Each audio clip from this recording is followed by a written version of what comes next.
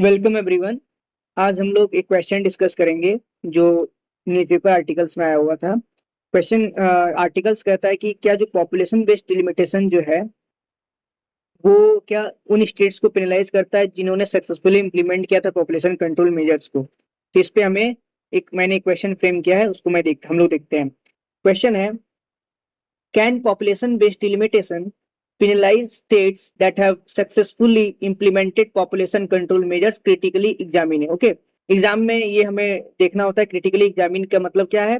Critically examine करने का मतलब है कि यहाँ पे आपको क्वेश्चन को दोनों एस्पेक्ट्स में देखना है, पॉजिटिव और नेगेटिव्स। ठीक है, यहाँ पे हमें ये देखना पड़ेगा क्या पॉपुलेशन बेस्ड डिलिमिटेशन सही में पेनलाइज करता है तो कैसे करता है, और क्या पॉपुलेशन बेस्ड डिलिमिटेशन होना चाहिए, क्यों उसका डिलिमिटेशन जो है पॉपुलेशन बेस्ड के आधार पे होता है, वो हमें लिखना है। ओके, तो हम इंट्रोडक्शन कैसे स्टार्ट कर देंगे?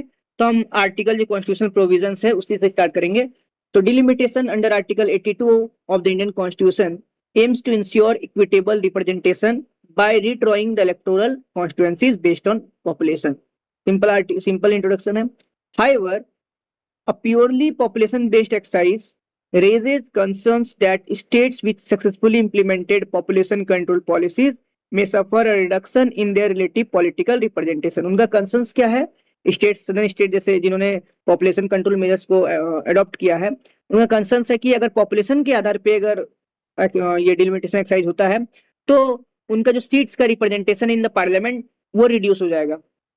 So that will reduce or that will weaken their voice in the parliaments, that is their concern. So अब हम लोग इसी को एड्रेस करेंगे। तो why can population based delimitation penalize successful states? ठीक है, एक एक पॉइंट्स हम लोग देखते हैं। पहला है penalizing development success. Okay, southern states like Tamil Nadu, Kerala, Karnataka, Andhra, Telangana invested heavily in education, healthcare and family planning, leading to lower fertility rates. क्योंकि उन्होंने एजुकेशन पे ज्यादा खर्च किया है, हेल्थ केयर पे, फैमिली प्लानिंग से, इससे क्या हुआ? फर्टिलिटी रेट उनका कम हुआ, पॉपुलेशन ग्रोथ में डाउन हुआ, और जिससे क्या हुआ? उनका जो पार्लियामेंट्री शेयर है, पार्लियामेंट में जो शेयर है वो रिड्यूस हुआ, and that would effectively penalise the good governance. Okay, so ये पहला कंसर्न है। दूसरा क्या है इशू? दूसरा इशू है disturbing the federal balance. Okay, कैसे? These states are major contributors to India's GDPs and tax revenue. Yes, reduced representation could weaken their voice in the parliament and affect cooperative federalism. Okay, that is also a concern. Third, contradicting the national population policy. ठीक है, इसको समझते हैं, क्योंकि union government ने हमेशा से encourage किया कि हमें पॉपुलेशन स्टेबलाइजेशन करना है, और इस पॉलिसी को सदर्न स्टेट ने अडॉप्ट भी किया, उन्होंने कंट्रोल भी किया। बट कंट्रोल करने से क्या होता है? अगर population, if lower population growth results in fewer seats, state may perceive that they are being punished for implementing national objective. So जो नेशनल पॉपुलेशन पॉलिसी है उनको कॉन्ट्राडिक्ट कर रहा है ये पॉपुलेशन बेस्ड डिलिमिटेशन। तो ये भी एक कंसर्न है। ठीक है, नेक्स्ट जो कंसर्न या बोल सकते हैं कि कैसे पेनलाइज कर रहा है सक्सेसफुल स्टेट्स को, तो क्रिएटिंग रीजनल बैलेंस पोलराइजेशन, ये भी एक इशू है कि रीजनल पोलराइजेशन क्रिएट होगा कैसे? अ सिग्निफिकेंट शिफ्ट इन रिप्रेजेंटेशन, क्योंकि अगर पॉपुलेशन ज्यादा होगा नॉर्दर्न स्टेट्स को तो उनका जो शेयर है पार्लियामेंट में वो भी ज्यादा होगा, और सदर्न स्टेट का शेयर क्या होगा? पार्लियामेंट में कम होगा। So a significant shift in representation में deepen the north-south divide, affecting the national integration and political trust. So this is also an issue.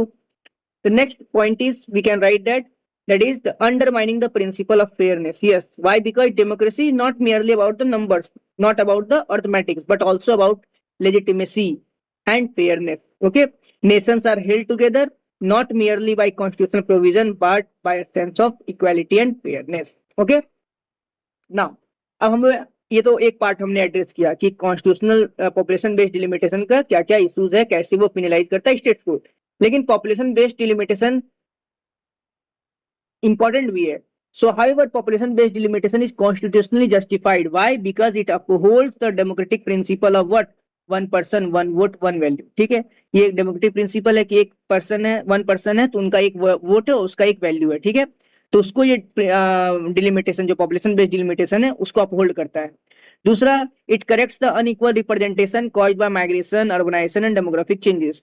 तो अर्बनाइजेशन से, माइग्रेशन से जो डेमोग्राफिक चेंजेस हो रहे हैं उससे क्या हो रहा है?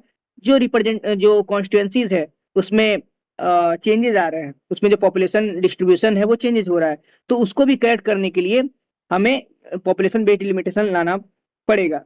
ठीक है, जैसे एग्जांपल के लिए कोई कॉन्स्टिट्यूएंसी है जिसमें एक एमपी है, हर एक कॉन्स्टिट्यूएंसी में एक एमपी होता है, किसी कॉन्स्टिट्यूएंसी में पॉपुलेशन 20 लाख है, किसी में 30 लाख है, तो एक एमपी पे ज्यादा बर्डन पड़ रहा है और एक एमपी पे कम पर, तो ये जो अनफेयर है, जो अनफेयर रिप्रेजेंटेशन है, उसको भी करेक्ट करने के लिए पॉपुलेशन बेस्ड डिलिमिटेशन जस्टिफाइड है। ठीक है, तीसरा, equal voting power is essential why for democratic legitimacy, that is also important point. ठीक है, तो वे फॉरवर्ड क्या होना चाहिए, हमें क्या करना चाहिए, सबसे पहले तो हमें जो भी सेंसस है, जो डिलेड सेंसस है, क्योंकि डिलिमिटेशन कमीशन जो होता है सेंसस के आधार पे होता है, तो हम 2011 का सेंसस क्यों ले, जब सेंसस हमें नंबर चाहिए, डेटा चाहिए, तो वो अपडेटेड डेटा चाहिए। So first of all we conduct the delayed census before delimitation to ensure the updated data. तो पहला वे फॉरवर्ड में आपको ये लिखना है। सेकंड में हमें क्या करना है, हमें कंसेंसस बिल्ड करना है।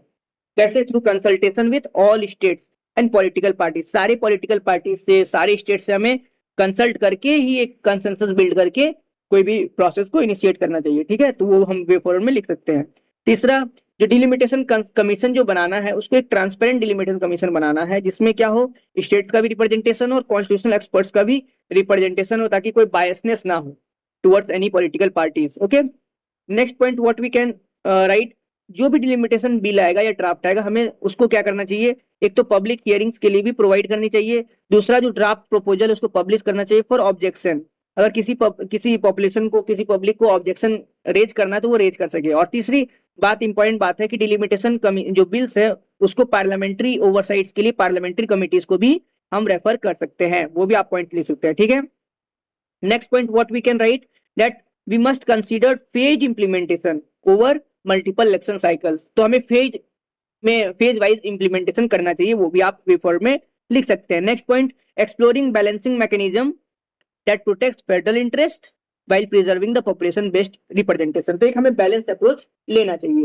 कंक्लूजन में हम कैसे इसको कंक्लूड कर सकते हैं, सिंपल, कि delimitation should remain an instrument of democratic equality not a source of regional alienation.